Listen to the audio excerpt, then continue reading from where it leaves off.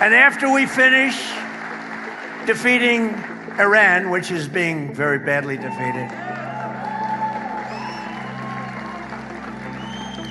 pretty soon I'll be declaring the Hormuz Strait a territory of the United States.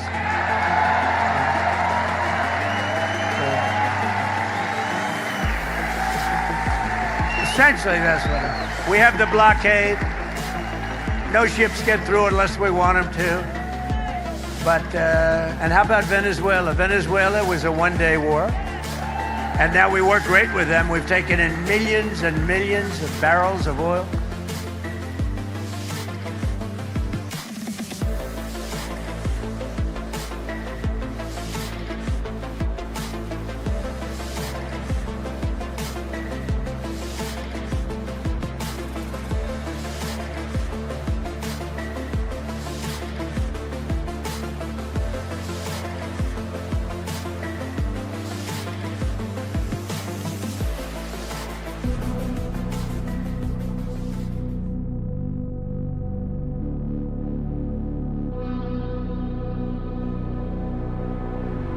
First of all, let me assert my firm belief that the only thing we have to fear is fear itself.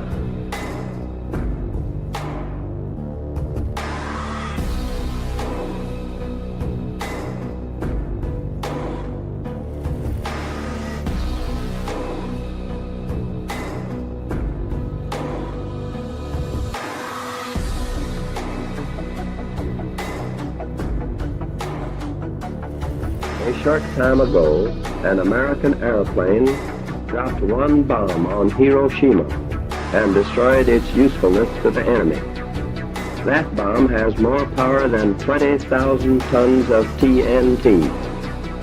The Japanese began the war from the air at Pearl Harbor. They have been repaid many-fold, and the end is not yet. With this bomb, we have now added a new and revolutionary increase in destruction to supplement the growing power of our armed forces.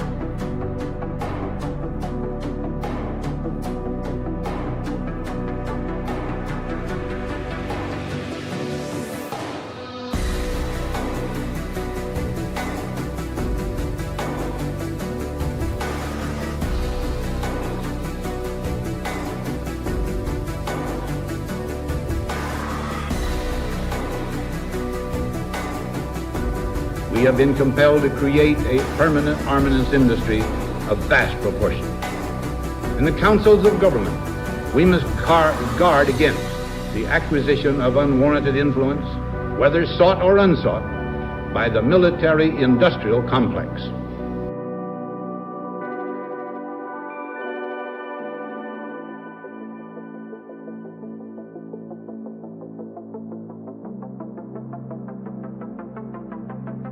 And so, my fellow Americans, ask not what your country can do for you, ask what you can do for your country.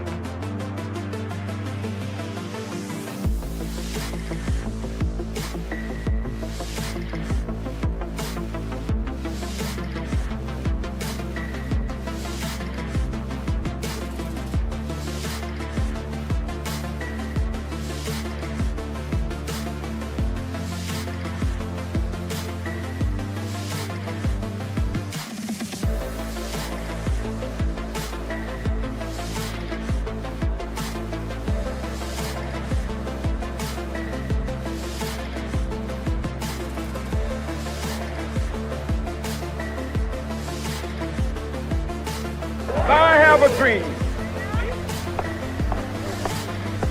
My poor little children will one day live in a nation where they will not be judged by the color of their skin, but by the content of their character.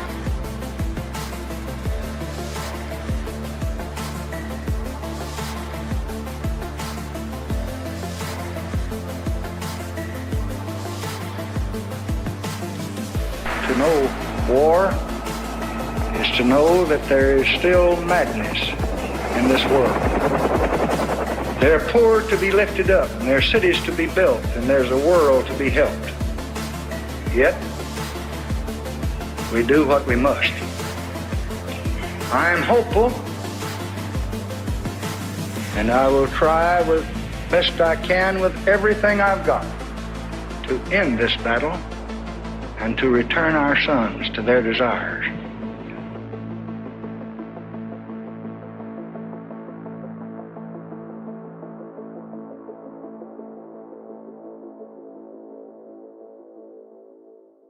I thank everyone who acts in support of Ukraine, in support of freedom, but the war continues. The acts of terror against peaceful people go on. 1 month already. That's long. It breaks my heart.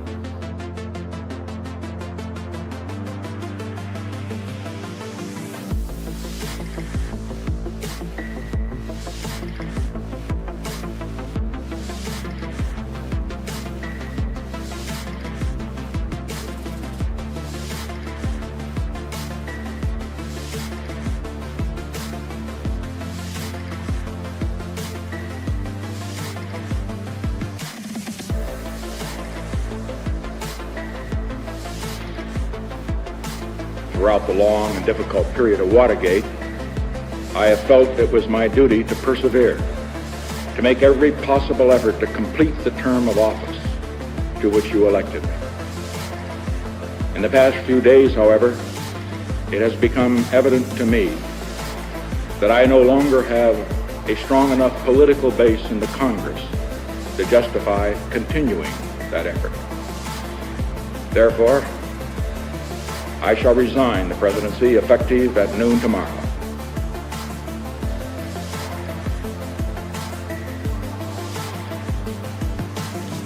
General Secretary Gorbachev, if you seek peace, if you seek prosperity for the Soviet Union and Eastern Europe, if you seek liberalization, come here to this gate.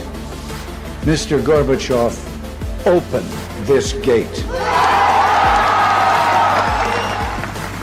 Mr. Gorbachev, tear down this wall. Just 2 hours ago, Allied air forces began an attack on military targets in Iraq and Kuwait. These attacks continue as I speak. Ground forces are not engaged. This conflict started August 2nd when the dictator of Iraq invaded a small and helpless neighbor. Kuwait, a member of the Arab League and a member of the United Nations, was crushed, its people brutalized. 5 months ago, Saddam Hussein started this cruel war against Kuwait. Tonight, the battle has been joined. We fly over the top of Iran and Tehran. Fighters and bombers all day, picking targets as they choose. As our intelligence gets better and better and more refined. Looking up, the IRGC and Iranian regime sees only two things on the side of aircraft: the Stars and Stripes and the Star of David. The US President Donald Trump is warning all hell will rain down on Iran if it doesn't reopen the Strait of Hormuz within the next 2 days. He issued the threat on social media, writing, "Remember when I gave Iran 10 days to make a deal or open up the Hormuz Strait? Time is running out."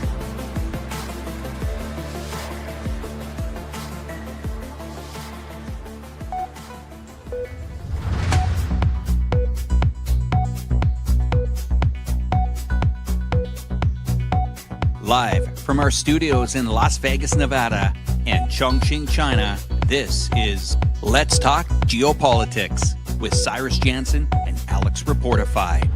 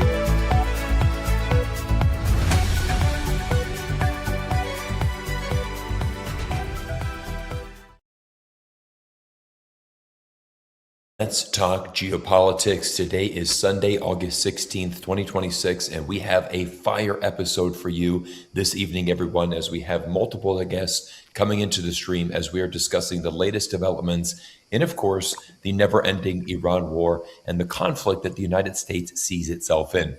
New reports are coming out from U.S. media outlets that the USS Lincoln, one of the biggest and most important Navy battleships from the United States fleet, has been overseas for over 250 days straight. Sailors are beginning to lose their minds literally on the ship, and it really has just exposed how weak and how vulnerable the United States is in this conflict. It's incredible because we're over 5 months into a conflict that Donald Trump said would just take a few weeks, and apparently we already won 37 times over a nuclear facility that was obliterated last year. We have an absolutely fire show for you guys as we're going to be breaking down all of the latest. And to help bring in our guest today, I'm going to introduce Alex from Reporterfy Media, my co-host. Alex, take it away. Hey, thanks, Cyrus. And I agree with you. One hell of a lineup tonight. Chris Halali is in the house from Lebanon. We have Jackson Hinkle from Russia and Larry C. Johnson from the United States. And just to add to your intro there, Cyrus, we have seen the largest mortgage lender in the United States teeter on bankruptcy. So much for that booming economy. Everyone, let's welcome the panel to today's show. And gentlemen, thanks again for coming in from wherever you are. I hope I got your locations and everything right. But anyway, I'll hand it back to you, Cyrus. Yeah, absolutely. Well, it's the first time that we have 5 people on the show tonight, guys. And I know, Alex and I are so grateful for your time. And we're just going to go right down the line here. We're going to start with Chris. Chris, I'd like to get your thoughts as you've been traveling a lot in the region. I know you're coming live from Lebanon right now, but just kind of give us a brief overview of the situation in Iran from your perspective. Well, the situation in Iran cannot be divided from the situation here in Lebanon. Just yesterday, 11 people were killed by the Zionist regime once again. And we even saw 7 from one family, including 3 children and 2 women. So much for quote unquote Hezbollah targets.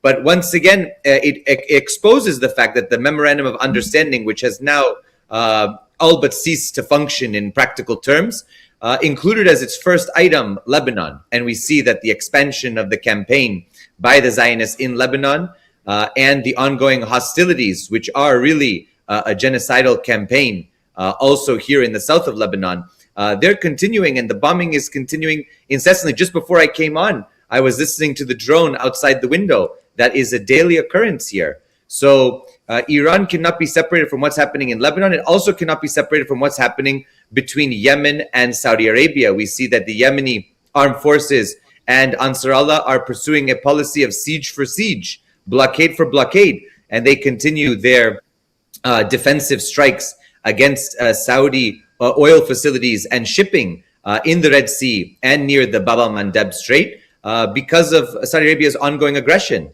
So this is all part of what we're seeing. And there's no doubt that the Strait of Hormuz and what's happening in the region is all connected to these different conflicts that we're seeing, which were initiated by the United States and the Zionist regime, and they continue their hostilities in the region. But the resistance continues to fight back, and Trump is in himself realizing that he has himself in a very big pickle here, and he has to find a way out.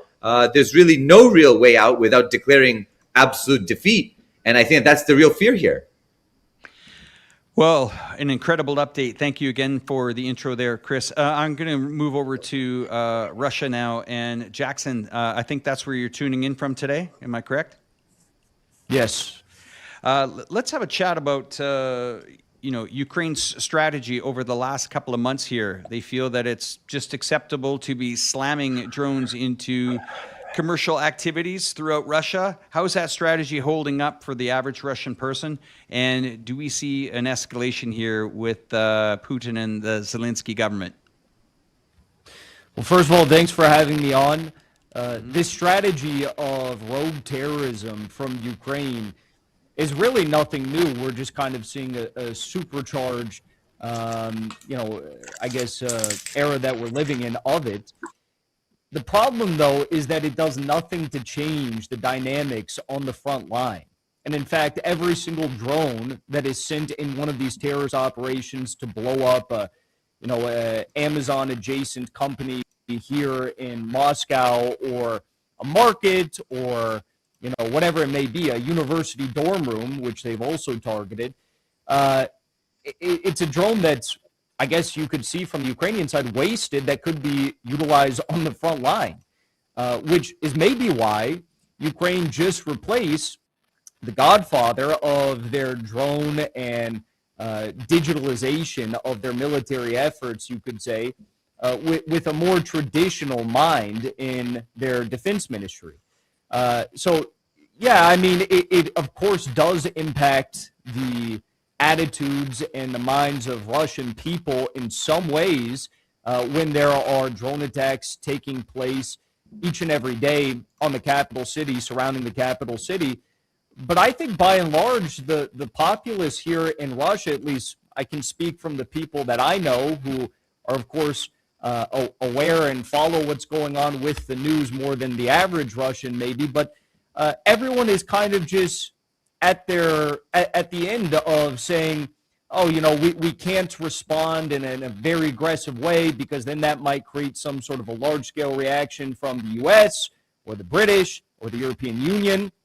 People here are done with that mindset. They're now of the mindset that, look, if they're doing these terror attacks on our capital city, we need to do whatever is possible to put the final nail in the coffin with this Ukrainian regime. And that's a decision that the U.S. has made, that Trump has made, that the Ukrainians have made. They've all co-signed onto. They've crossed too many red lines. And they've turned the populace here in Russia from the start of the war into, a population that was maybe ambivalent or a majority supported the conflict and this liberation effort, to now a population that is very angry and willing to do anything possible to achieve victory. Okay, so thanks for that, Jackson. Audio's a little scratchy, so we're going to get you to check it on your end. Of course, the viewers want to hear you loud and clear, so it could be a connection, but we're going to come back to you. We're going to pivot to Cyrus, and then we'll come right back to you in a moment, Jackson. Cyrus, you and Larry. Yeah, absolutely. Well, everyone, it's so interesting to see, these very two big conflicts. We've got Ukraine, we've got Iran, both becoming a huge, big problem for the United States. But Larry, so good to see you back in the show. And I'd love to get your thoughts on this USS Lincoln situation. You have served in our military.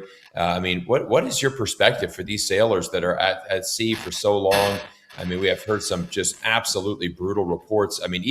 Even getting fresh food to the naval ship is becoming a challenge. Donald Trump, of course, comes out and says, nope, they need to be deployed longer. It's not a problem at all. These guys can stay longer at sea, over 250 days without a port call. That seems absolutely absurd. What's your thoughts? First, I have to protest being on with Chris and Jackson. I have a firm rule. You shouldn't be on the camera with guys who are both better looking than you and have darker beards, okay? But I'll make an exception. Look, this goes beyond the Abraham Lincoln. The entire, what you want to call it, Department of War complex is, let's see, what's the technical term? A fucking mess. I think that's the technical term. It's not just one ship. It's the entire resupply, what they call the Combat Logistics Force, the CLF.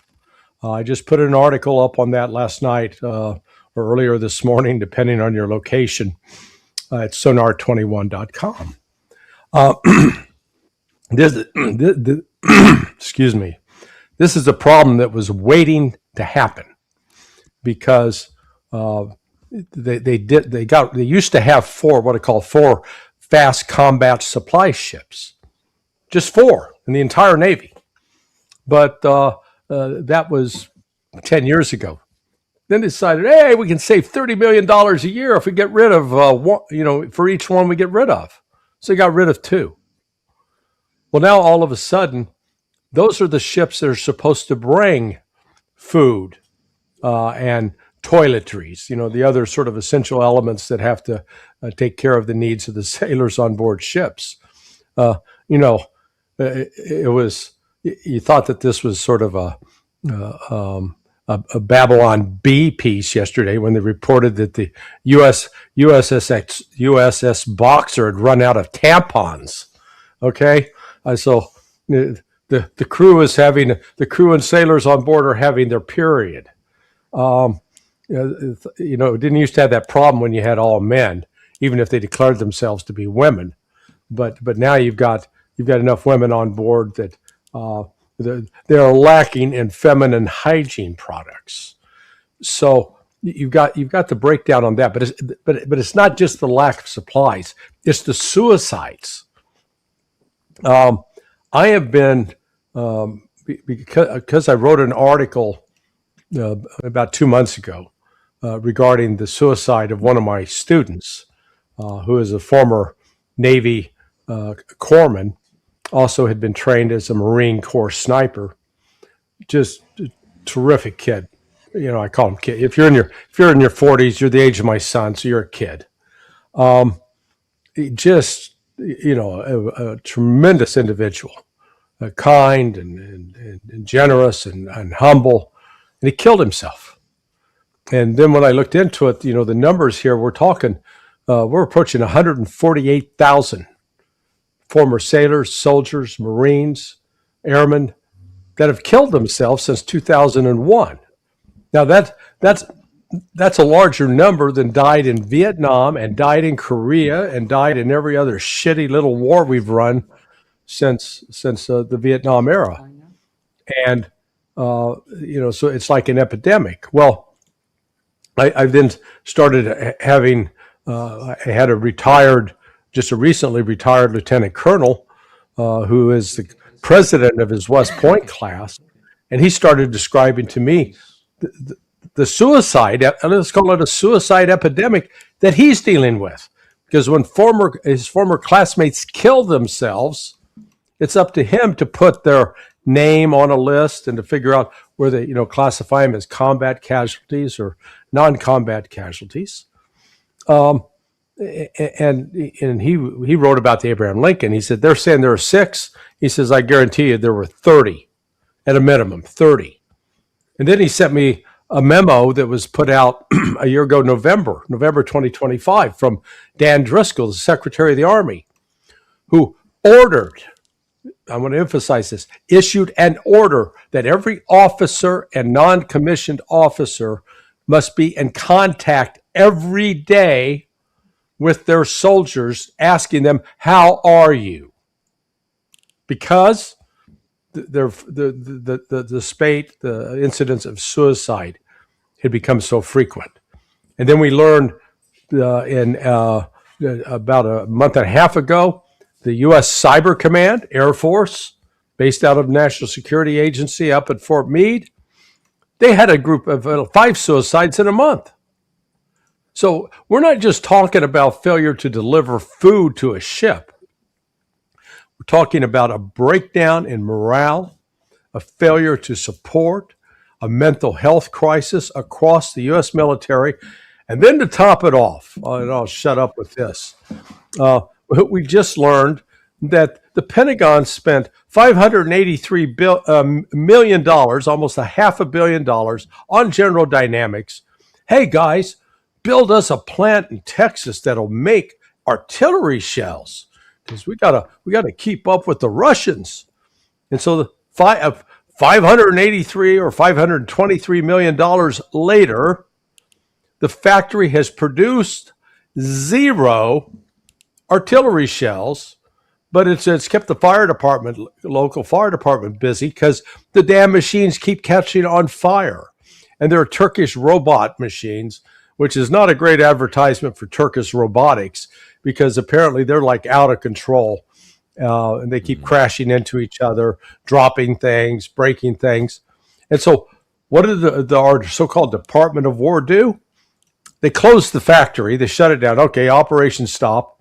But they decided that General Dynamics, who had just pissed away $523 million, They should get another $2.6 billion contract.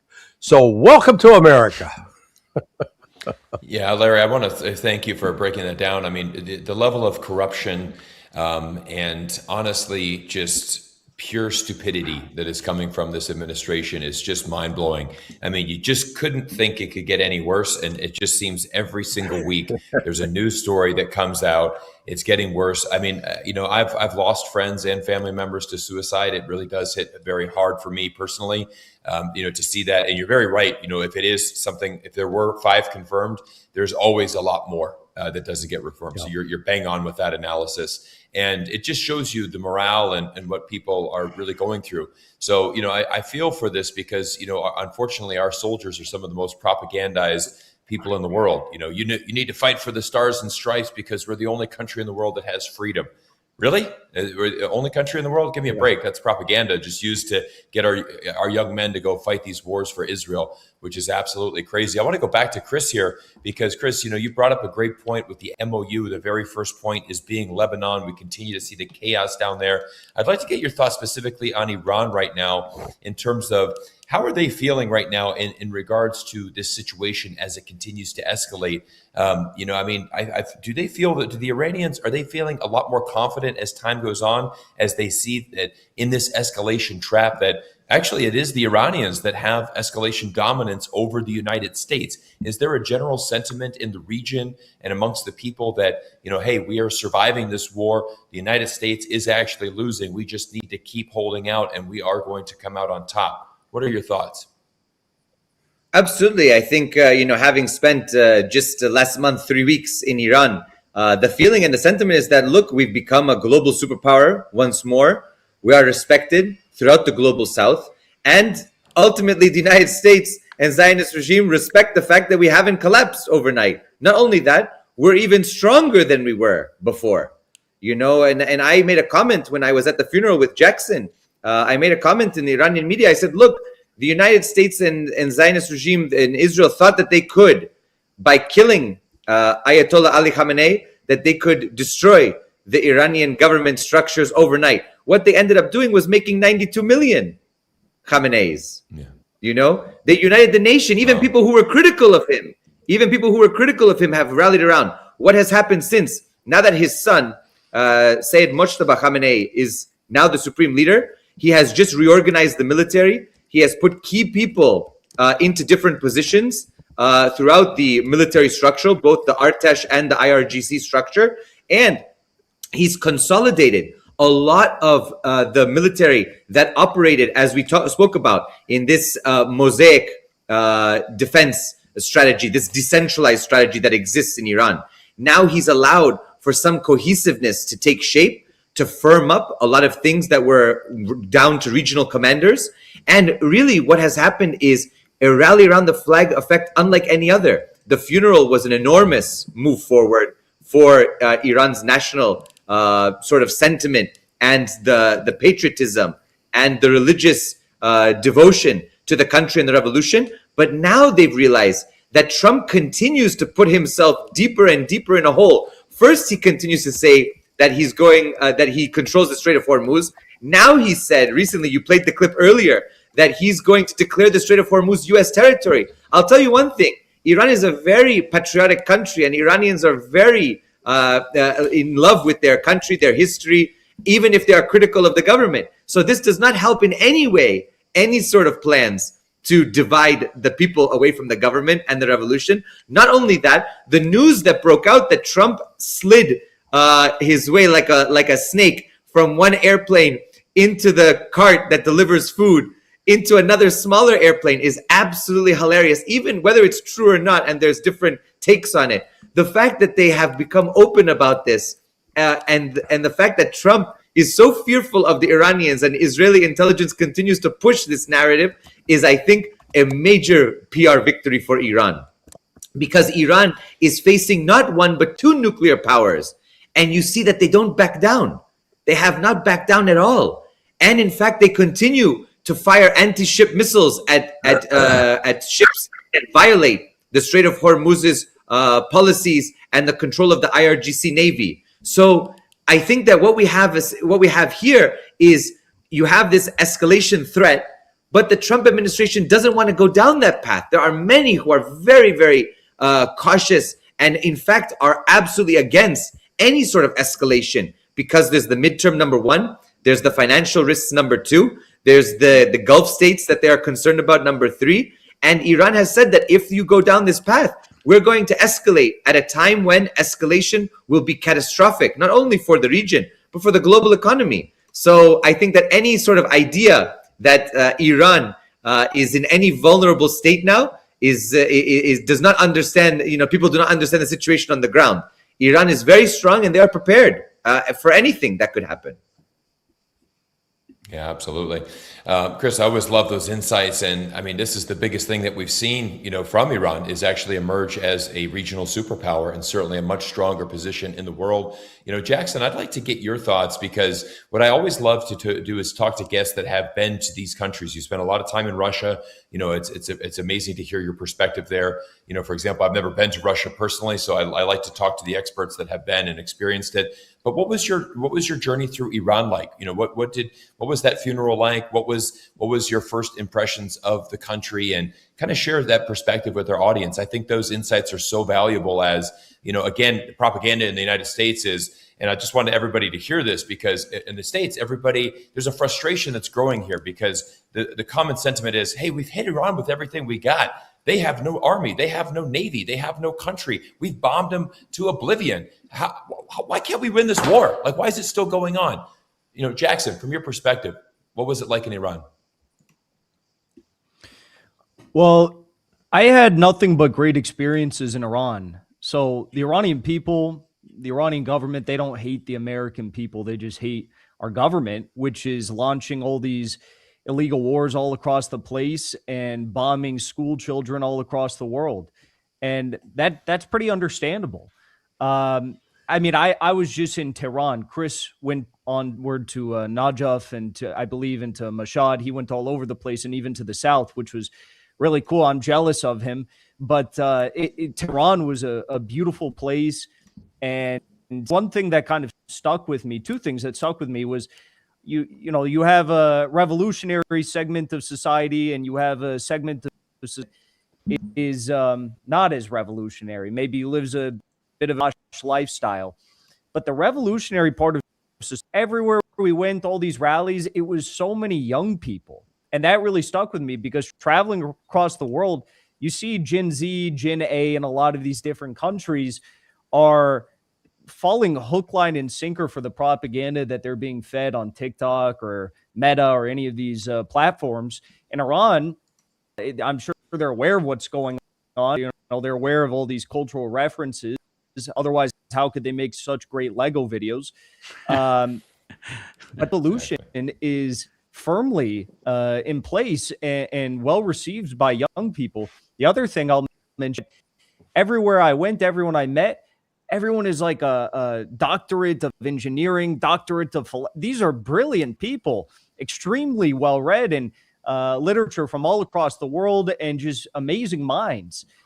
So when Americans are confused as to how is it that they have a capability to make our most important logistics naval hub in the region go out of business within 24 hours, I mean, it's decades of ingenuity in their engineering, reverse engineering, and a capability to technologies to their own domestic products and lineages of drones and missiles that they've been using for decades, in the case of drones, since the Iran-Iraq war.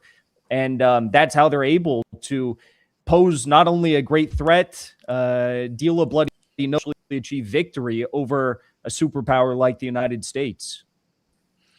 Yeah, Alec, Ben, real quick, and I'll turn it back to you. Jackson, I love that you said that, and I actually want to read a comment that came from our last stream, and I'm so glad that you brought this up. You talked about the education level in Iran. This was a comment that we got last week, and I just think you just reminded me of it. I brought it back up. It's from a gentleman named Saeed. He says, thank you, Alex and Cyrus, for the live stream. I'd like for you to request to discuss the education, quality of education, and the percentage of educated Iranian STEM graduates. for both men and women. Their achievements in aerospace, nanotechnology, nuclear medicine, missiles, and drone technology. Why do we see almost every year 2 or 3 Iranian students in the top 10 in maths, physics, Olympiads?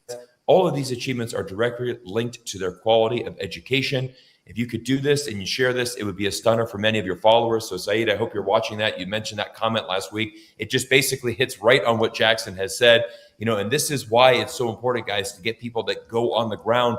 Again, we have this perception in the United States that Iran's been obliterated. They're going to give up any day. I've never seen a more useless propaganda than Donald Trump saying, we're going to declare this a U.S. territory now, guys.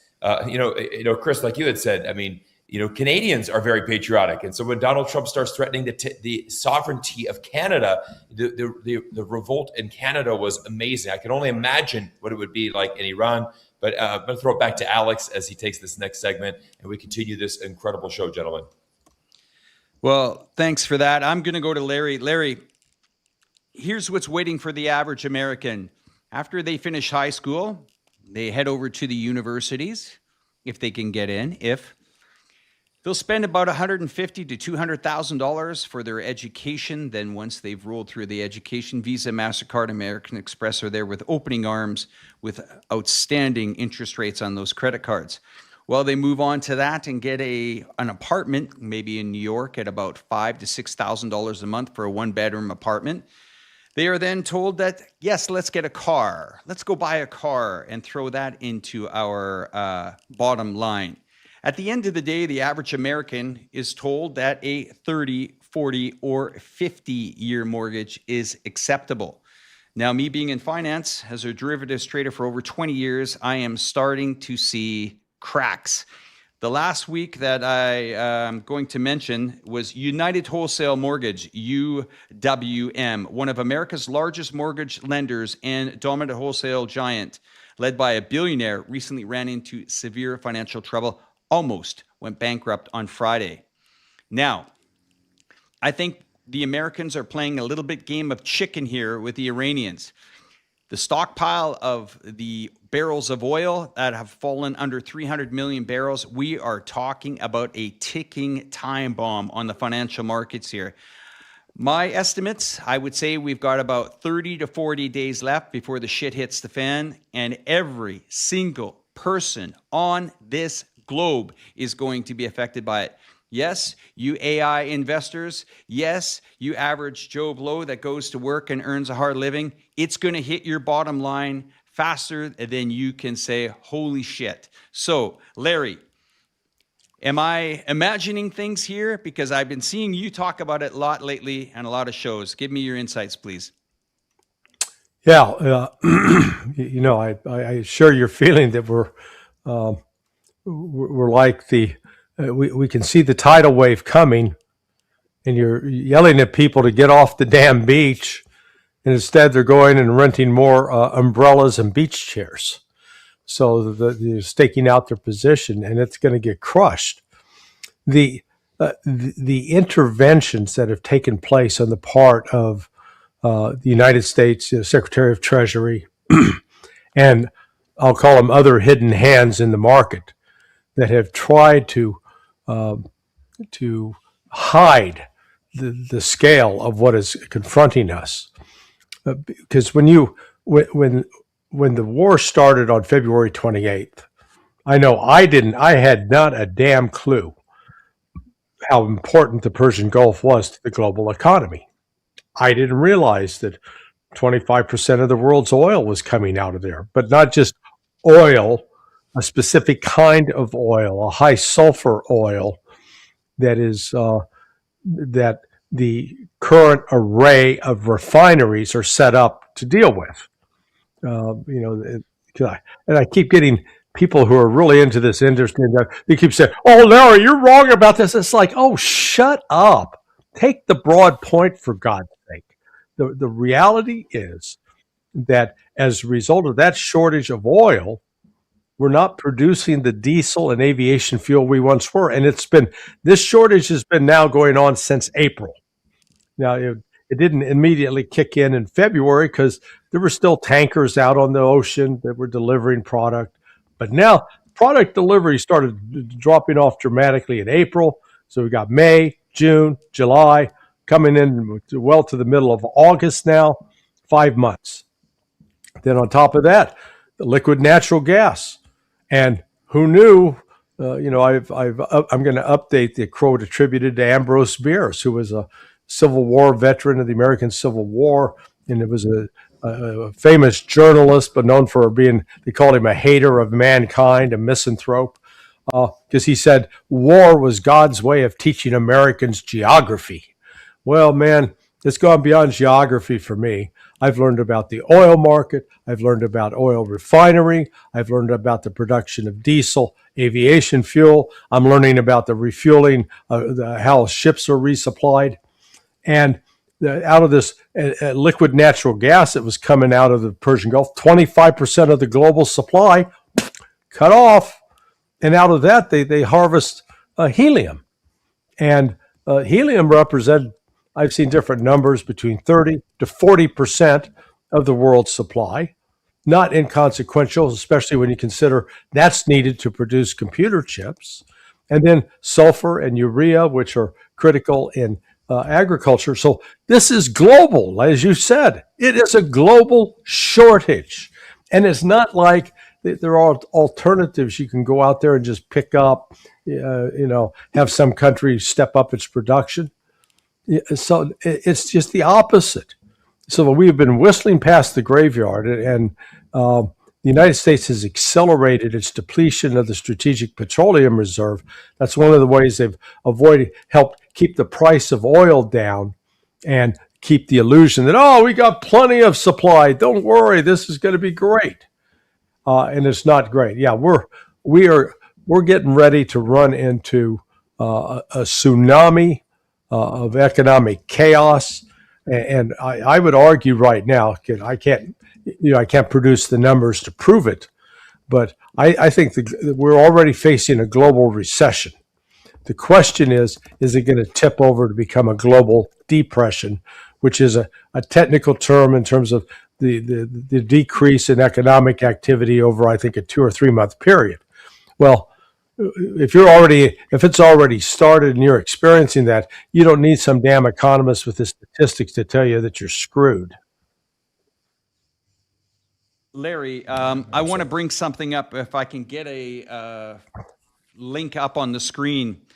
What I'm about to explain to everybody here is an ETF called Breakaway Tanker Shipping ETF. We're going to see if we can get a stock chart brought up. Now, this is something to view. It is currently trading at around $381 a share. Back in February, it was about $30 a share. This is an ETF designed. It's designed to track the tanker future index allocated across 2 main crude tanker categories. Here it is here. There's the ETF. I caught on to this at around the $75, $80 mark. This is covering the VLCCs in the Middle East, 90% of the very large crude carriers, and 10% of the Suez tankers. Why is this graph so important? I'll tell you guys why. They are not buying the bullshit that the Trump administration is dishing out. This thing hit $381 on Friday, 52-week range. That is an ETF covering the insurance of VLCCs in 2 very important areas in this globe. That says it right there. They're not buying the bullshit. We might see the manipulation of, I would say crude oil. You see it, it has Brent. You see it on CNBC all the time. Oh yeah, the paper trade. Oil's at 82, 84. Trump is always throwing out those bullshit numbers. But I bet you he's not throwing out the 381 and 50 cents and change on the BWET. This is coming. As I totally agree with you. Get your goddamn chairs off the beach because it's coming. Yeah. Let's go to the full panel, gentlemen. I just had to make my point there to warn everybody that clear the deck chairs out, as Larry said. Over to you, Cyrus. Oh no, I think it's really important because again, there's a facade that exists here in the United States where Americans, we get, for example, we're getting close to the NFL football season, so people are distracted. They're worried about their favorite team playing a game on Sunday, as opposed to the absolute carnage that's being unleashed around the world that ultimately backfires and and ultimately hurts the United States. I mean, gentlemen, we talked about, the crisis in oil. I want to give a huge shout out to China. China's the one that actually saved the global economy by reducing its oil imports and allowing other countries around the world to have that excess oil. China has the deepest reserves, over 1.4 billion barrels. China can go, without importing for over 12 to 13 months long. Yeah. Many places in Europe can go several weeks. India could maybe last a couple of days. It's China is the one that has actually, built that strategic petroleum reserve. Why have they done that? Because they have good relationships with Russia and Iran, and we're buying a lot of the cheap oil that was sanctioned by the United States. So really a double whammy for the United States because our oil is at a strategic loss, at a strategic low point. And, China's been able to keep those good relationships with countries around the world and position themselves much stronger for the future. I want to step in and add to that, Cyrus. You were saying that China did the world a favor. It did indeed. It's stopped buying about 5 million barrels a day during this crisis. But as of the last week or so, they've said, you know what? We gave it a chance. It didn't happen. We're resuming our buying, and now we're really going to see what's going to happen here over the next 30 to 90 days. I think it's a good time to go to a three-panel. If we can go to Chris, Jackson, and Larry. I want to give you guys the floor here to chat amongst yourselves and really kind of, well, it's a first for me to see the three of you on the screen. I'd be interested in what you guys got to say. Well, where do we start? So let me before we jump into that. First, please, Alex, send that chart information to me because right away. I want to get that out here. So like I said, I'm considerably older than both Chris and Jackson, so therefore I'm much more jaded and cynical. They still have some ounce of optimism left within them. But in terms of, I would ask them, how has your relationship with your home country changed now in the course of these two wars? I know that I've been accused of being a puppet of Putin. I just wish, if I'm getting paid, I just wish I'd get the damn check, Well, Larry, I don't know if you know, but Jackson and I were on 7 congressmen to Rubio and Blanche, State and Acting Attorney General, accusing plus another young woman, Calla Walsh, of being IRGC agents, of supporting terrorism. We should have our citizenship stripped, and we should be charged under this so-called Execution Act from 1996, that somehow we are so treasonous that we should be executed. I mean, that's how we've been treated. We've been called everything. They're thrown every label and everything in the book. I mean, I'm sure Jackson and I would gladly take a paycheck, but we don't. We do our work every day. We are involved in media work that we do. And you've seen how we've been treated. I'm a veteran. I served in the U.S. military. Jackson has been an upstanding U.S. citizen, no criminal record, no nothing. And this is how we're treated, just for speaking the truth, just for going to the Donbass, going to Iran, going to Lebanon, going to Yemen. You know it very well. The three of us have been together in person. We've seen how not only we've been treated, but others have been treated as well. Yeah, Jackson. I think we've all been thrown under the bus by this regime, which is, people say all these crazy things about us, like we don't value the Constitution, we don't value American values, but no one is fighting harder to strip American rights away than the U.S. government. I mean, if they had a magic wand and could get rid of free speech yesterday, they would have already done it. We're the only ones, I think, and the American public, who is actually concerned about this stuff. And, I mean, it's a burning ship. The American empire is a burning ship, and this war has brought it a lot closer to sinking to the bottom of the sea. And And I think that as this all continues to unfold, we're talking about the economy.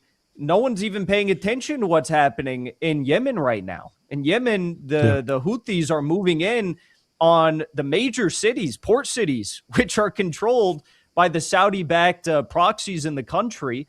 And we didn't just a few weeks ago, there was reports that an Iranian drone hit an American ship on the Mediterranean in a port in Egypt, right next to the Suez Canal. I know there was some debate as to whether or not that was a false flag or not, but I happen to believe that maybe that wasn't a false flag, and maybe that was a message from Iran that Yemen can shut down the Bab el-Mandeb Strait, and Iran can very easily take care of the Suez Canal, and that's 10 to 12% of all global shipping immediately shut down if they so choose. So who are the real patriots? The people that are plunging us into global economic despair, trying to strip away our rights, or the people that are saying, hey, we should stop with these wars and focus on an approach like China has, which is mutual cooperation and good relations across the world. But Larry, I'm sure that you've also had a fair share of attacks, especially given, your history and the agency that you once worked for. Yeah, well, it's I've actually been surprised. They sort of left me alone, and because one, I've got exceptional performance awards on my wall to prove in some shitbird. That's number one.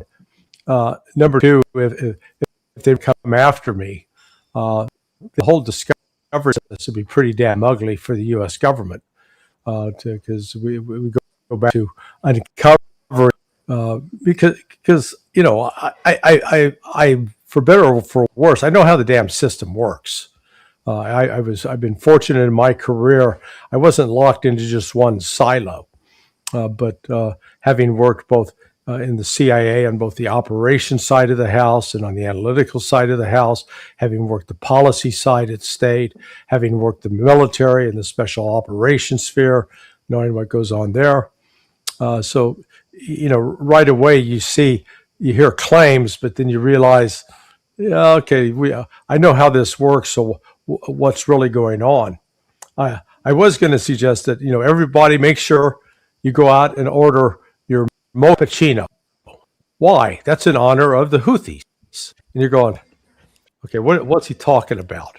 Well, the Houthis yesterday, they blew up the port of Mocha or Mocha, depending on your Arabic pronunciation. And lo and behold, again, another thank you, Ambrose Beer, who knew that the entire concept of cafe mocha came out of that port. I mean, 200 years ago, because the Yemenis, if you haven't been, I know Chris has been there and Jackson's been there, they got great coffee. Pepe Escobar says it's the absolute best he's had in the world. And, when it comes to global travelers, I don't think there's anyone better than Pepe. But, those crazy Yemenis years ago decided then mix some coffee in with the coffee beans, and voila, cafe mocha, and the French took credit for it. But, what we're seeing here is, particularly with the Saudis and the Houthis, you got to ask the Saudis, what the hell were you thinking? I mean, I've used the analogy. They're like the guy that lives in a glass house, and he decided to get to a fight with his neighbor who owns a rock quarry and lives in a brick house. And so they're in a rock throwing contest. Last thing you want to be is the guy in the glass house when they're throwing rocks at you, because they're going to get broken. And that's exactly what the Houthis are doing. They are breaking up the Saudis, right? They took out Jizna, or Jasna, depending on how you call it, the most sophisticated petroleum refinery in the world. They've damaged Yanbu, which is the oil export terminal. They've now crushed Saudi forces that were in Mocha. And so at some point, the Saudis, I think, have to wake up and go, you know what, we better leave the Houthis alone. This is like trying to, taunt a honey badger. All the honey badger does is bite your balls off. You know, gentlemen, it's so great to have this open conversation because, you know, Alex and I, for example, you know, we've been, you know, combined experience almost over 40 years in China. So, you know, we constantly get the China shill, you know, accusations, you know, how much does the CCP, you know, pay you to produce content? But, you know, Jackson, you hit on a great point. You know, the world is looking at two different options here, right? We can look at the United States, who chooses to escalate conflicts around the world, or we can look at China's model, which is building relationships, you know, across the world. And interesting enough, I mean, Pew Research came out with an amazing poll where China is now regarded much higher, you know, across the world in terms of standing. Even Xi Jinping has a much higher approval rating across the world in terms of managing global affairs than President Donald Trump. We've got the latest report coming out of the Middle East where Saudi Arabia, UAE, Qatar, Kuwait, Bahrain, their officials have completely lost trust and faith in the Trump administration. And basically one of the Gulf officials said, Trump has started this war and we are paying the price. Gentlemen, I think this is the end of the United States, you know, influence in the region. I think this has come to a point where the future is the United States is inevitably going to have to surrender. They're going to inevitably have to remove themselves from this region. They've proven to just be a player of chaos. There's just everything that they touch in the Middle East just gets worse. I think it comes to a point of how bad does the United States want to lose, and when are we going to finally, you know, pull the plug and get the hell out of there? What are your thoughts on that? If I could add, if I could speak on that. Listen, I think Jackson and Larry would agree with me. I think that everybody is watching, and I'm watching very closely because I just came from Iraq. The U.S. is set to withdraw by the end of September all of its remaining military personnel from Iraq for the first time since 2003, and even earlier, because Larry knows and Jackson knows, the U.S. had a presence in the Kurdistan region since the 90s, more or less, more covert, but then overt after 2003. If the situation goes, I think, as some regional actors want it, they want to foment sectarian conflict again in Iraq. They want to drag Iran in once more, and that's why you've seen some terrorist activity from the Kurdish forces, some terrorist activities from Sunni extremist forces, again, in that triangle. We know that triangle very well. Larry knows that area of Sunni control in Iraq. I think, and I've been told when I was in now Najaf, Karbala, and Baghdad, I was told, pay attention, end of September, you might start seeing some fireworks in Iraq again. And we've seen that the Iranians have targeted Kurdish bases. We've seen the Turks are very nervous about their border as well, especially with the Kurdish forces.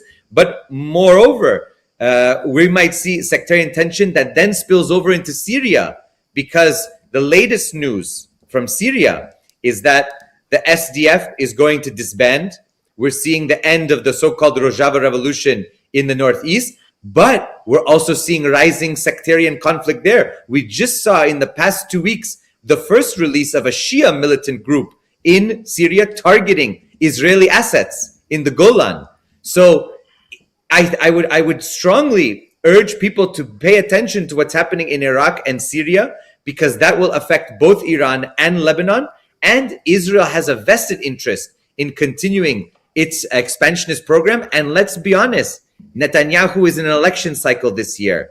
If he loses, he's going to prison, no doubt about it. And I think he understands that himself. And already the Trump administration says that they're not going to save his ass. So if Netanyahu is going to go down, I believe he's taking the Samson option, not necessarily the nukes, but he's going to take down the temple with him. He's going to bring down as many as possible with him. And I think that you can see renewed conflict in the region. So yes, the U.S. footprint is maybe diminishing, but the consequences of the U.S.'s opening of Pandora's box is just beginning. Yeah, I want to add to that, Chris, as well. You were saying about the economic hardship and Iraq in September. The government employees actually haven't been paid in 2 months. They have not been able to raise the funds. So I'm not quite sure if they're going to get much public support for this conflict going much further, especially when you haven't been paid for a couple of months, and as well as the Kuwaitis are running into this problem. So no oil, no cash, no problem. Back to you, Chris.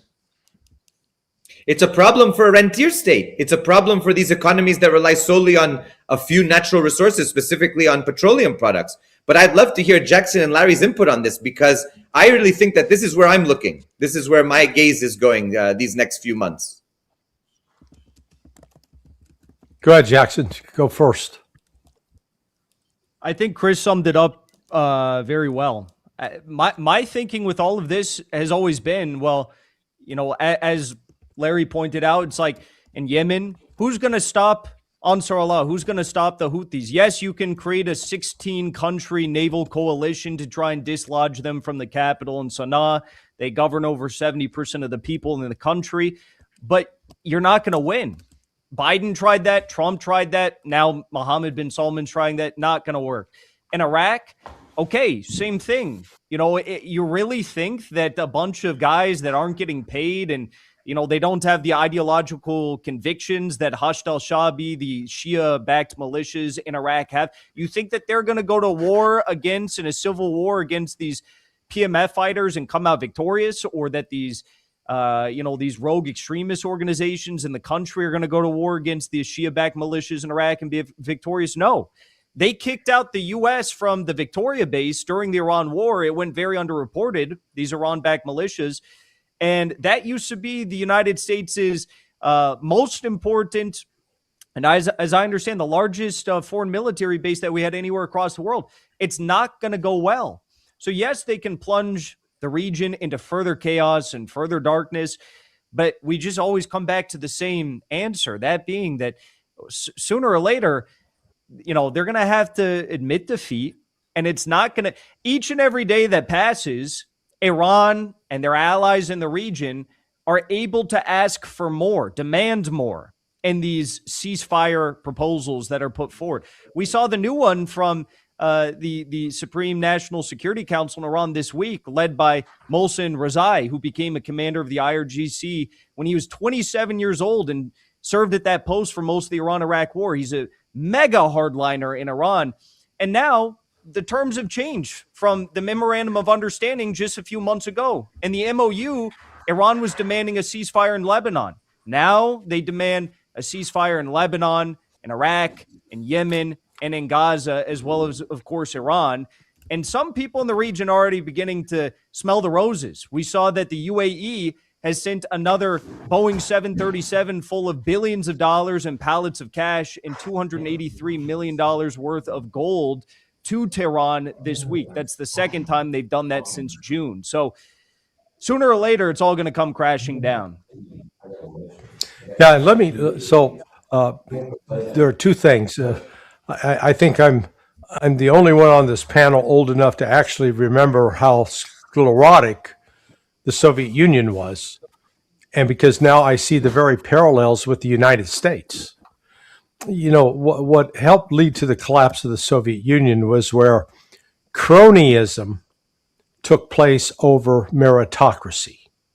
And while the United States likes to portray the rise of the Soviet Union as just this, authoritarian communist-controlled system, the fact of the matter was, the Soviet system, they were the first to outer space.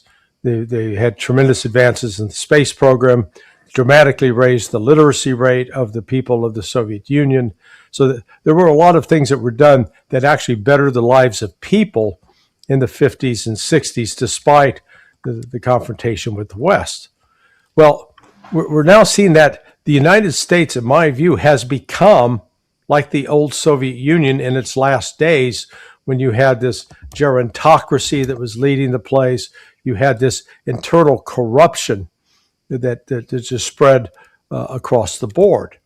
And the failure to do any kind of planning, which we're seeing now in the Department of War / Defense / Pentagon, 78% of their weapon systems are dependent on 5 rare earth minerals and, 4 rare earth minerals and 1 metal, tungsten, that China controls the supply chain. And it's not that they're all produced in China. It's just that China has done the processing. Processing is the key. And so we witnessed this absurdity the other day where the Department of War says, oh, hey, Lockheed Martin, we need to have 13,000 more PAC-3 missiles. Please just, crap them out your ass. And Lockheed Martin says, hey, we'll happily take the money. But one little problem, there are two critical magnets that only China produces, and China has told us to go fuck off. So we don't get them.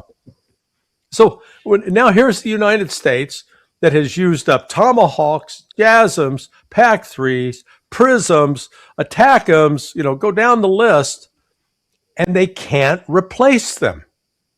And so again, it would be one thing if we're talking an isolated area, but as I said at the outset, we got mental health crisis across the military. We've got an inability to produce artillery shells, even though the company's given $500 million. My God, give me $500 million. I think I'll be able to produce at least 2 or 3. I'll find somebody who can build them, okay? But so we've got this clown show of incompetence and the refusal to actually acknowledge, hey, we got problems. Scott, and I'll close my rant with Scott Bessent. I mean, that buffoon, here he is, the Secretary of Treasury, and the other day he said, oh yeah, we're just going to build pipelines, and that's going to make the Strait of Hormuz irrelevant. And I'm going, dude, you're Secretary of the Treasury. You're supposed to understand that liquid natural gas, helium, urea, and sulfur, those don't go through a pipeline, okay? Those have to be loaded on ships. So those critical items, you may get the oil going through pipelines, but those critical items still have to go on board ship, which means Strait of Hormuz remains relevant for the foreseeable future. What drugs is he taking? Well, how long is it going to take to build a pipeline? And that's what I think is why it's so dangerous for the United States.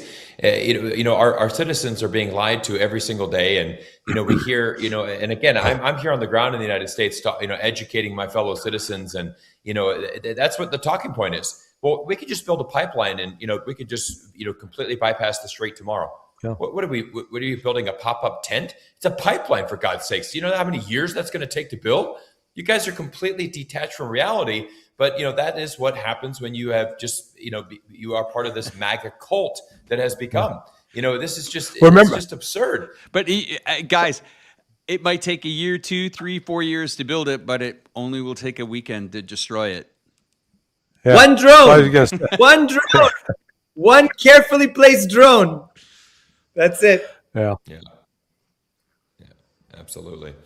Well, I think, it's very clear that Iran now has escalation dominance right now. It's also a completely different style of war. Chris, you brought up the point of just the simple drones. This is a different time that we are living in, right? This is not a time where we can say, let's try to overpower the Iranians by putting, 20, 30, 50,000 troops on the ground. That's not an option. And I believe that the United States hasn't deployed that option because they know they would lose. And then Trump would absolutely get hammered because you have a tremendous amount of bloodshed and American lives lost for over nothing. And it wouldn't help the situation. As crazy as Trump is, he's not that stupid to do that because that would be the end. I don't think that, even the hardcore MAGA would turn on him if, tens of thousands of U.S. troops started losing their lives, which would easily happen, with Iranian drone supremacy right now. I had on the show Professor Robert Pape, University of Chicago, brilliant mind who has studied this extensively. And he had a brilliant segment where he just talked about the drone that Iran is manufacturing is about the size of a king-size mattress. It's not a tremendously large drone. It also doesn't weigh a ton. It weighs about double the size of a mattress. So you could move that around with men. They have that escalation dominance. Here's an interesting one. Chris, talk to me about the actual geography of Iran, because I think that's something that many of our guests probably don't know, is just how well protected it is with these mountains that essentially, keep the entire country relatively very safe. This is why, for example, the Iraq and Iran war was a complete disaster because of that geography played a massive role into that. Yeah, I mean, Iran is mostly mountainous. It has bogged down many armies that have come through. There have been some that have been successful, but they were definitely hampered by Iran's geography. Go back to Alexander the Great, go to the Mongols and Hulagu Khan when he came. Those mountains played an enormous role in protecting many communities. My family comes from a mountainous region, Loristan and Kurdistan. So when I went, Jackson was in Tehran, but I stayed a little bit longer. I went to Loristan to see where my ancestors are from, see some distant relatives. And my God, I thought to myself while I was there, the Americans no way are coming in here. And actually, Larry knows when the Americans were in Afghanistan, Tora Bora was a very dangerous location for forward operating bases, for logistics, and for special operators to go in. There were numerous situations when I was in the military, the case studies that we studied from just a few years prior to when I joined, when missions were absolutely disastrous. The Taliban was able to hit some helicopters. Then they have to send another Chinook there. Then it was also dropped off and hit. And you just have these scenarios where they become bogged down because the more deep you go into Iran, you need to have supply chains. You need to have logistics. And when you're talking mountains, when you're talking remote areas, how are you going to get logistics in to, say, a forward operating base that's near Esfahan, for example? You saw what happened. I was the first foreign reporter to go on the site of the failed mission, the aborted mission to get the fuel, the uranium stockpile, which of course was then overlapped with the downed pilot.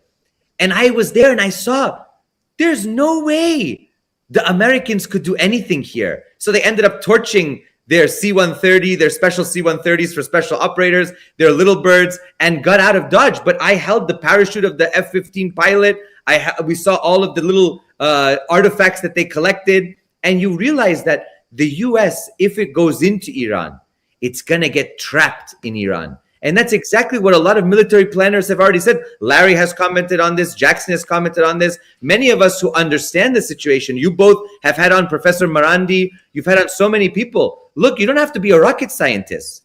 You don't have to be a PhD from Caltech or MIT to know that going into Iran is disastrous, because you already have the lessons of Afghanistan and Iraq to tell you about what happens when you go into the two neighboring countries and what operations are like there.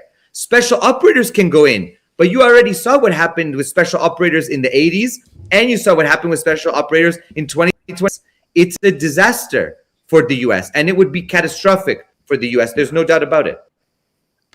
Yeah, something I want to add now. I just want to move over to the Ukraine situation for a moment and talk to Jackson about this.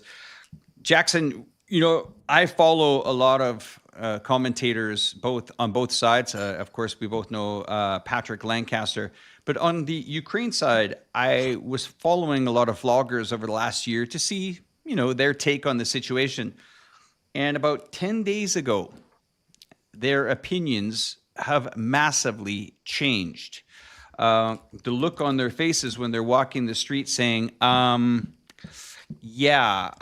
normally we wake up and we hear 59 of 61 were intercepted, 350 of 356 drones were intercepted, and the look of their face when they say everything's getting through.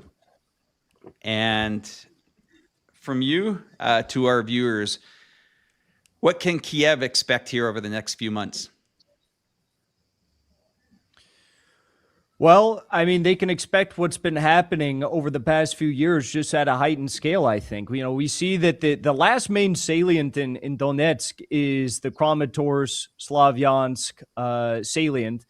And right now we see that Russian forces are moving in on that in Konstantinovka. But also, as you mentioned, with the missile strikes, I mean, what else could you possibly expect when you're just bombing civilian sites, civilian businesses?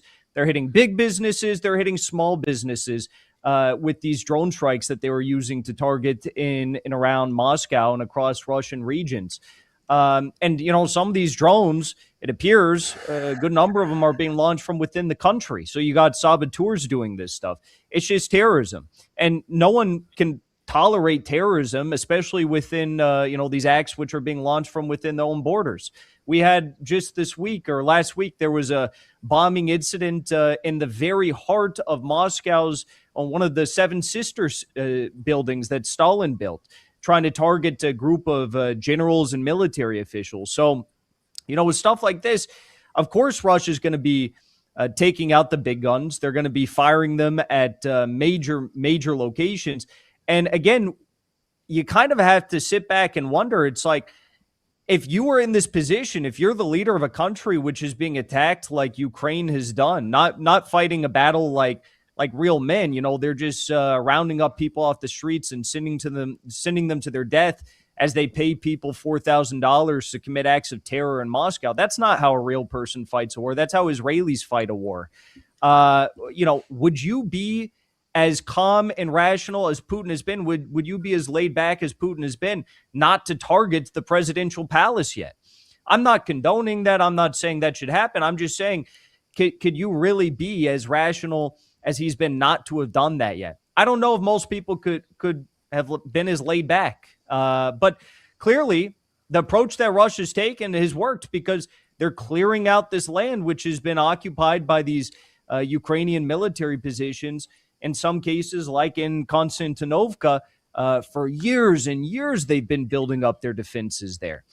So it's not going to get any better for them. They can try with these little counteroffensives, but time and time again, they just backfire. And what can we say about these drone attacks? Okay, there were some lines at the gas stations in Moscow and in Crimea for a few weeks, but things have gone back to normal now. And what was all that worth if it resulted in them getting blown to smithereens with a bunch of massive Russian missiles in response? I visited that region last May. I was down in Donbass and got to talk to a lot of the people down there, the locals there. And they're quite amazed that a majority of my country, Canada, has no clue what's happened before February of 2022. In fact, I sat down with a consul general of my country here about 2 weeks ago and absolutely got into probably one of the most disturbing conversations I've had in geopolitics in many years. When you're sitting with government officials and they're saying, Ukraine has the rights to defend itself. 2 minutes later, you're pulling out a map and saying, all right, in 2014, if a rocket goes from here to here inside the same country, who's using a military on their people? And again, it was, what do you mean? I don't quite understand. What does 2014, 2015, 2016 got to do with this? And these are government officials. And I took the liberty to lay it out on the line and say, well, this war would end tomorrow morning if you, the government, and you, the government representative, would send a message to our Capitol Hill, or as we call it in Canada, Parliament Hill, stop funding this ridiculous war and having people die. And I'm holding our governments accountable for it. As you said at the start of the show today, we're a group of people that are trying to get the message out to the masses here. And I think we're finally getting through. They've seen what's happened in Israel. I think that has changed the perception for the next couple of generations moving forward. But do you think we stand a chance when we are trying to get this message out to all these people that have been just, victims of propaganda of our countries? It's I have a lot of hope with Gen Z and Gen A. And unfortunately, the powers that be have very tricky ways of trying to, skirt around the narratives that are being exposed. For example, in the United States, everyone hates AIPAC now. AIPAC used to be your golden ticket to Congress, but now it's viewed as treason by the United States voting populace. But they just have other mechanisms. They have United Democracy Front, which is another AIPAC-affiliated organization that no one knows the name of. They have J Street. They have all these different organizations. They have all these different ways of manipulating the public. And, nothing's going to change until we just have a complete systemic overhaul of these systems that rule us. And where does that really boil down to? It boils down to the values that are being held by our government. And it sounds a little bit cliche, but you look at countries like China. What does China value? China values people's prosperity. We know Iran values their faith deeply and their sovereignty. And America, you can't look at our government and expect that anyone values but the US dollar and getting one more dollar. And that's the real problem. And that's what needs to ultimately change, is making sure that our government operates for us rather than for global finance capital getting one extra buck. Cyrus. Couldn't agree more. Couldn't agree more. And I think this is why it's so important to have these objective views about countries like Iran, Russia, China, try to understand a little bit. I mean, gentlemen, this is an interesting one. I think everybody on the panel will, find some interest in, is that I had a chance to meet with an American this week here in Las Vegas. He actually lived in Russia for 20 years, was very involved in the banking system. And we immediately had this fantastic conversation because he said, Cyrus, I'm fascinated to learn more about China from you. And I said, likewise, I really want to learn more about Russia, from you. He actually was very instrumental in setting up a lot of the banking systems there. He was an incredible finance guy. And he said, what's so funny, Cyrus, is how advanced Russia is. For example, in America, we have the Zelle payment system, right, where you can send mobile payments on your phone by the phone number. Yeah, that launched in 2013. And he said, we had that technology in Russia in 2005. I was actually the one that built that system with my team, and we have implemented that. So while the Americans were boasting about how advanced their banking system is, hey, I can send a payment with my mobile phone. He's like, yeah, that's cool. We did that in Russia about 9 years ago. I actually helped build that. And actually, he's like, I still maintain an apartment in Moscow. I still go back. Actually, he adopted 2 Russian kids. And is an incredible man. And he just said, Cyrus, I'm really, interested in helping more people understand the truth about Russia. And he might be a future guest that we bring on the panel, just an incredible businessman. But it is amazing when you spend time with people that have traveled, and like you gentlemen have traveled the world, and that's really why I think our passion is bringing this show. But, Jackson, you brought up a really good point. I think in this younger generation, and we're going to see this very much heading into the midterms in November. You cannot be a United States politician right now and be funded by AIPAC. That is not going to sit well with the voter base. I think if I'm an Israeli, I'm actually very worried about my future, because your global standing in the world has absolutely been crushed. The public sentiment around the globe towards Israelis is at an all-time low, and we are seeing that tremendously in the younger generation here. I do think that, there is a glimmer of hope, because, if you are a Democrat or Republican heavily funded by AIPAC and go into an election, you are going to lose. I think that is a change that is thankfully happening as more Americans are realizing, why are we serving another master? Why does AIPAC and the Israelis have so much damn power in this country? We're going to see that. I mean, I don't see how. And maybe this is the next question for the panel. How can Trump manage to save himself towards the midterms? I mean, in my opinion, it's just going to be an absolute crap show for him. I just don't see how he can survive. I mean, do you guys feel the same way? Yeah, no, I think Larry, take it away. He's got to walk away, but he can't. It is the self-delusion that's going on, where anybody that's ever dealt with a friend or family member who's been involved with addiction, whether it's alcohol or drugs or whatever, until that person crashes and says, okay, I need help. No matter what you try to do to help them, you can't help them. They've got to first come to the decision to help themselves. And, the same principle applies here to the United States. The United States continues to believe that it's that we're the biggest, most strongest economy in the world, that we're the biggest, strongest military in the world. And, depending on what measures you want to use, on paper that looks to be true, but in actual reality, step back and look, like from the military standpoint. The United States has failed to win a war, to actually terminate an opponent, and then rebuild that society in accordance with the U.S. control since were involved with the defeat of Japan. Defeated Japan with the help of the Soviet Union at the time. Not normally acknowledged, but that's the reality.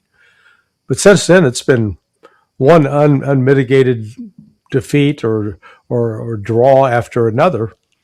And the most recent humiliations that started a year ago, May, where we had to declare victory over the Houthis and withdraw, claiming the Houthis capitulated after we sent in 2 carrier task groups to open up the Strait of Hormuz and failed.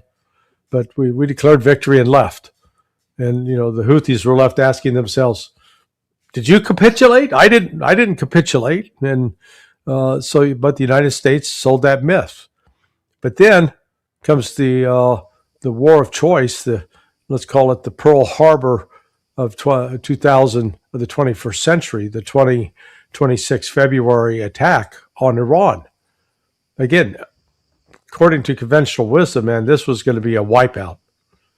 And then here we are 6 months later, and Iran is still standing, and the United States has failed, utterly failed to defeat it militarily. And on top of that, Iran has driven the United States out of the Persian Gulf. But now, the U.S. doesn't necessarily acknowledge that, but the de facto reality is the base in Bahrain shut down, not operational. I've had conversations with a retired chief petty officer who was on the USS Vincennes back in 1987, where that aircraft carrier sailed all the way through the Strait of Hormuz, up to Bahrain. They docked, sailors got off, had a big party time in Bahrain, got back on the ship. We can't do that today. Al Udeid Air Force Base, which was the de facto forward headquarters for AFCENT, what they call AFCENT, so Central Command's wing of the Air Force. Again, for over 20 years, that's been the de facto headquarters. No longer. Pulled them out. Too dangerous. So Iran has effectively defeated the United States toe-to-toe. And still the United States is in denial about that with, Trump insisting, the Strait of Hormuz is open, wide open.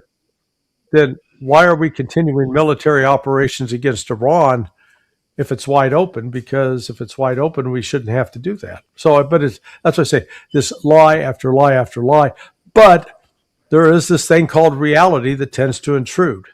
And that's what I think is Alex was referring to earlier, that when this economic crisis that's out there looming on the horizon, I believe will dwarf anything that we've seen probably since the 1930s. And it's that catastrophic. And everybody's faith in these systems that are based upon lies, they're going to become in for quite a rude awakening. Larry, if I could ask you a quick accent, I want to get your perspective as well. What is your prediction for the midterms? Yeah, well, right now I was in Chattanooga 2 weeks ago now, with Robert Barnes and Rick Barris, who's a pollster, and Barris is he's one of those independent guys who actually can get the truth out. It's looking damn ugly for the Republicans. They're going to get wiped out. Now, the one thing that could change that is if the Democrats go for full Democrat Socialists of America crazy, it's going to give the Republicans the kind of demonization theme that will potentially save them from suffering as bad a loss as they could.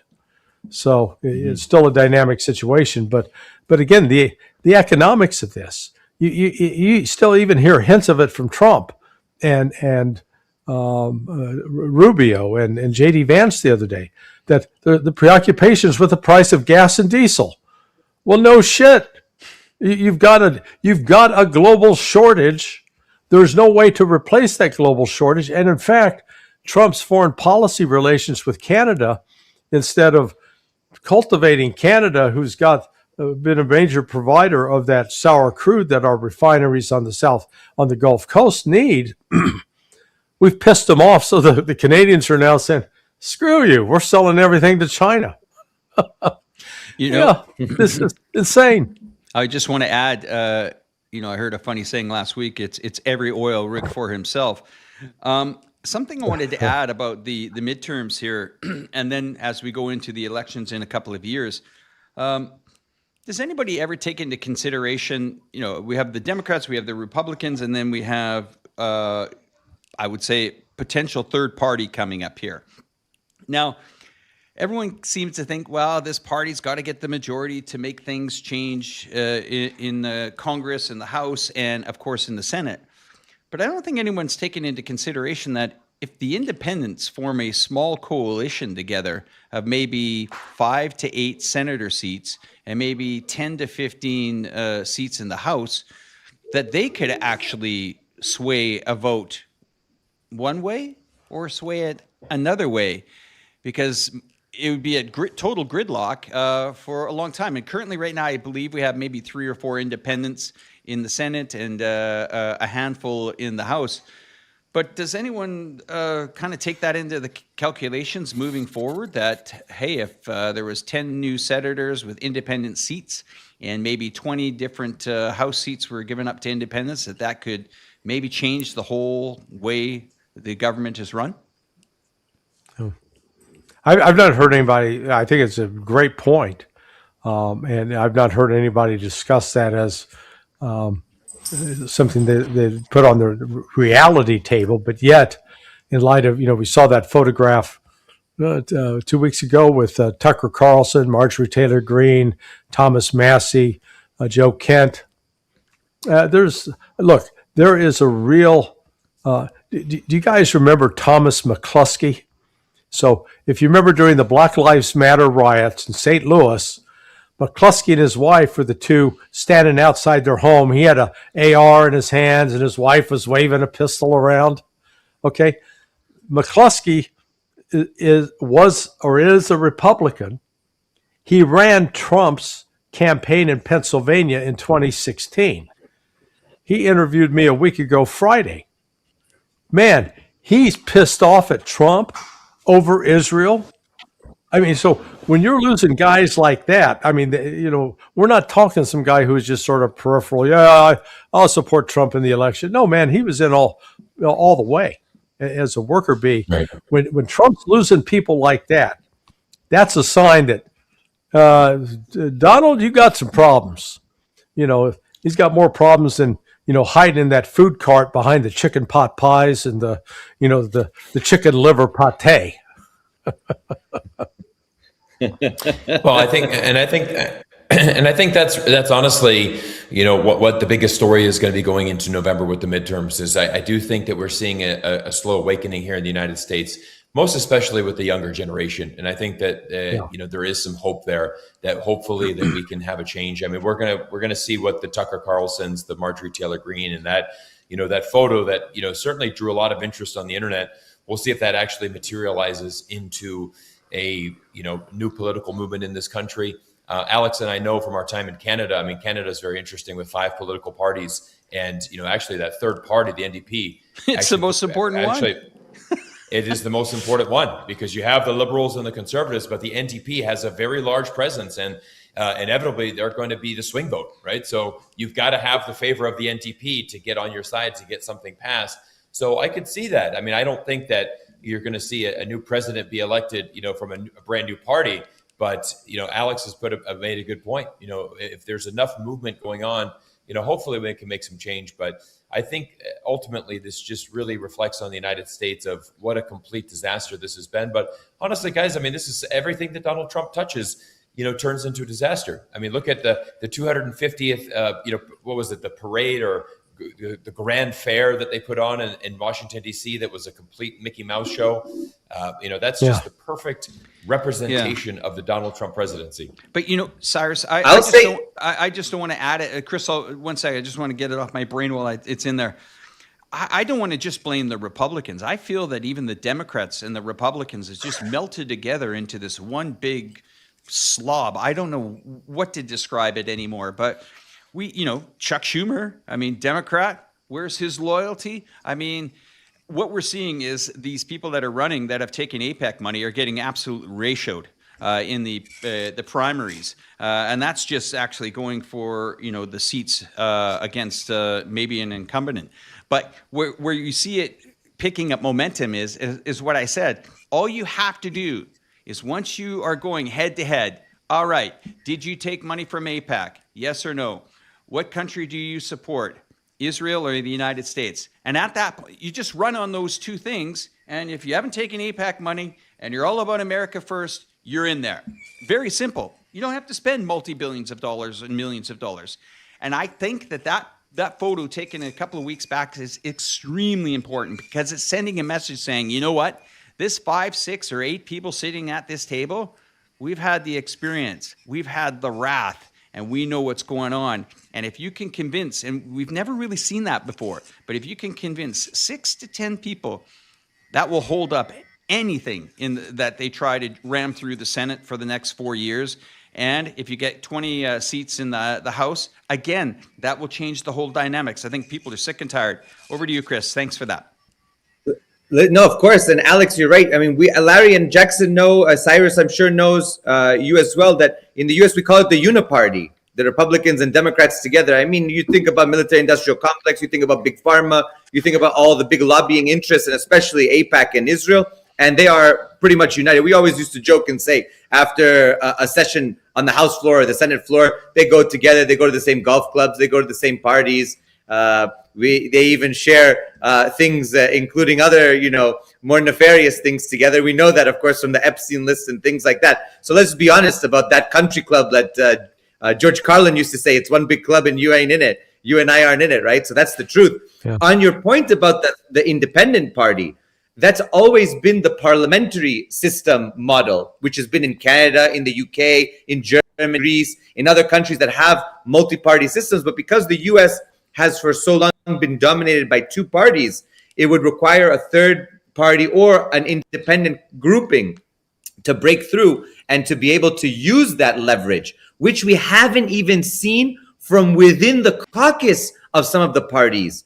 Though they've threatened it on both the Tea Party section, Larry remembers especially a decade ago or so, the Tea Party crew and what they were trying to leverage, and also with the sort of DSA crew over the past, and Jackson knows this very well, the progressives, what they've tried to leverage, they haven't used that full power. But I will say, if the Democrats take the House, the Senate, or both, I'm not so sure about the Senate, but I think that they might take the House more than likely, you're going to see impeachment proceedings again. We're going to go down the same rabbit hole that we went down in the first Trump administration, impeachment, this, that, and that's going to bog Trump down domestically.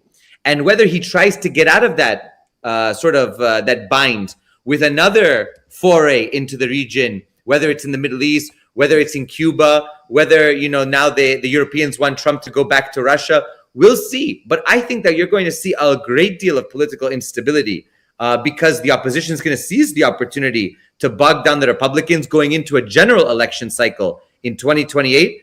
I think that everybody has to have their eyes open to this. It's going to be a roller coaster in the next few years. Yeah, let me just quickly interject. The Republicans very well could be looking at another, I'll call it an 1854 moment. So in 1854, the dominant political party opposing the Democrats, Andrew Jackson's party, were the Whigs. And what did the Whigs get? What broke them apart? What destroyed them? Slavery. They couldn't agree on the issue of slavery. Some were pro-slave, some were anti, broke it up. Out of that emerged the Republican Party. Well, what we have right now in the 21st century, I would argue, is the whole issue of supporting Israel is like slavery was in terms of it's dividing internally the Republicans that, one's want to be the Zionist supporters and everyone else is saying this is ridiculous. We got to put America first, which I think is actually, that's going to break apart the Republican Party. Mm-hmm. I think so, gentlemen. Gentlemen, we've had an amazing stream today, and I want to just give everybody, we'll go around the horn for our 3 guests. I just want to give everybody, let's say 1 minute to kind of recap and share your final thoughts as we've had an amazing stream. I just want to thank each and every one of you for your amazing time today. Chris, give us kind of what you're looking for in the future right now and your closing thoughts. And I'm in Lebanon right now. We're watching what's going on here in the south very closely. We're watching developments, Lebanese government and the Americans, watching what's going on with Iran. Of course, the special military operation is continuing, and Jackson outlined it very well, that we're going to see, I think, a big push in the coming weeks for some of those last areas to be liberated in Donetsk. And we're seeing Yemen on the move. We're seeing what's going on with Iraq and Syria. So I'm watching things very closely. And of course, Cuba is still in the mix. It's been a little bit quiet on the Cuba front, but I still think that Cuba's in the crosshairs of the U.S. empire. So I'm watching these things, and thank you again for having me. It's a real pleasure to be on this distinguished panel with Jackson and Larry and you both. Thank you so much. Over to you, Jackson. You're muted. Muted, buddy.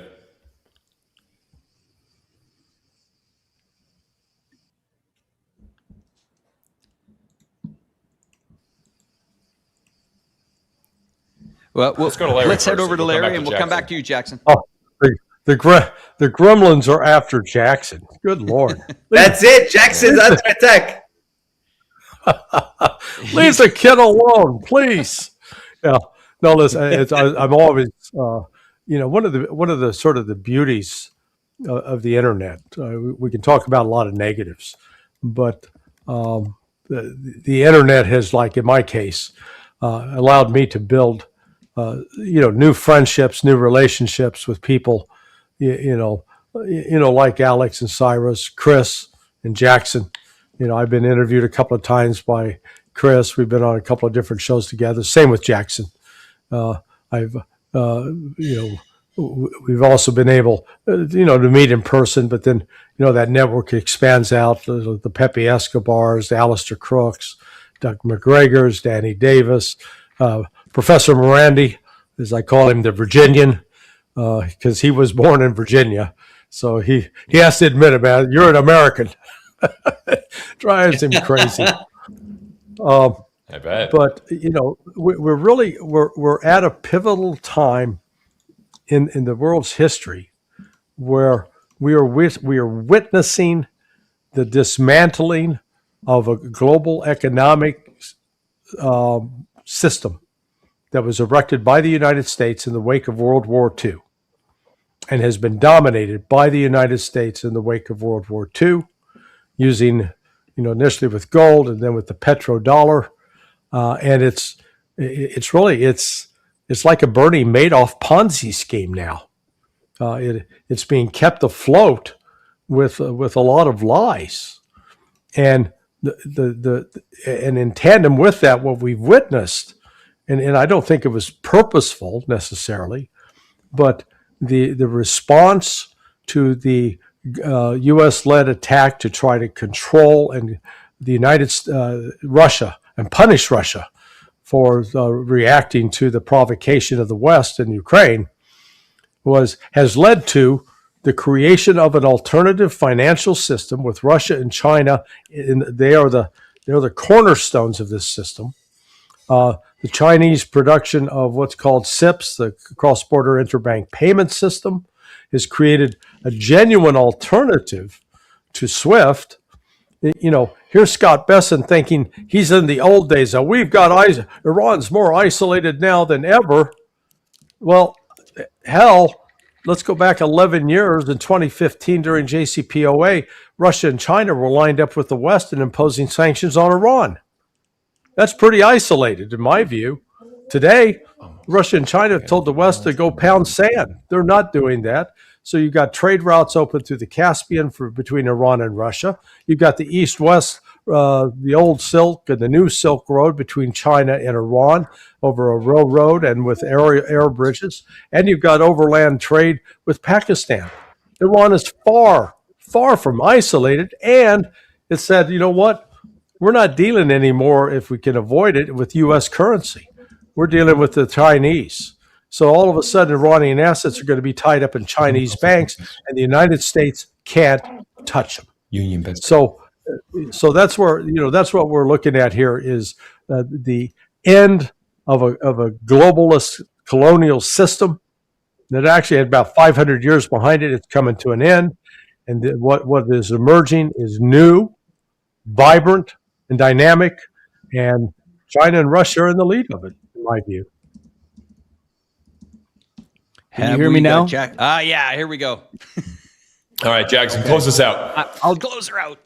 Thank you for having me on. I was just going to wrap up by saying that, I think that I have a very grim future outlook for America. I think that it's headed towards something much worse than the continued dominance of the duopoly in DC. I think it would be unlikely if we didn't head towards something like civil war. I mean, I know that sounds a little bit crazy, and people have an idea in their head that means like two conventional armies fighting against each other. But is it really that crazy to assume that there could be a breakdown of the pre-existing order, that there could be sporadic violence that takes shape throughout our communities, and there could be a bunch of different factions, gangs, racial groups, even influencers and political parties and big, massive companies all having different militias and stuff? And I don't know. I don't think I lived in Los Angeles for 2 years, and it's kind of already on that track. Like, we've got 60,000 homeless people there, and you can't walk on the street without the risk of having a gun or a knife pointed in your direction. Speaking from experience. So I think that it's unfortunate that we're on that trajectory, but it's also heartwarming to know that with the collapse of that system, it's going to allow for something beautiful to come out of it and rise from the ashes. And I think that's probably what's going to happen. I don't see this system being able to sustain itself, at home or abroad, as we're already seeing abroad. And I think for all the reasons we discussed today, either the wars or the changing financial order, the decline of the dollar as a whole, as being able to be used as a tool of, hegemony in countries that are our allies and our enemies, it's just coming to a close. And you can look at that in two ways. You can say that's a terrible fate that awaits us in the U.S., or that's a beautiful opportunity for something new to be built. And that's how I think we have to look at it. So thank you again for having me on.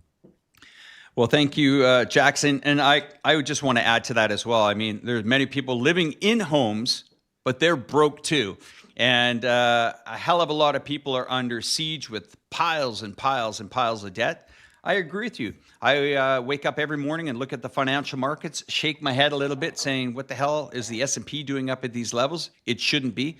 Debt. And the average person is really, they've had their back against the walls. And I think you're right. I think all hell is going to break loose. I think they're going to take to the streets. When you've taken the last straw from the guys that have just trying to make a buck to get on with life, when you're squeezing them out, you're manipulating financial markets, your administration is taking from its people.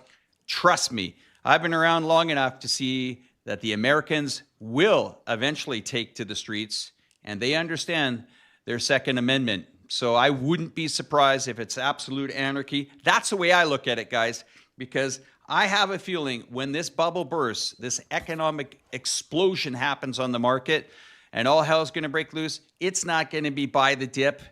It's going to be by the depression, and it's coming hard. Back to you, Cyrus, to close down the show. And again, thank you, guys.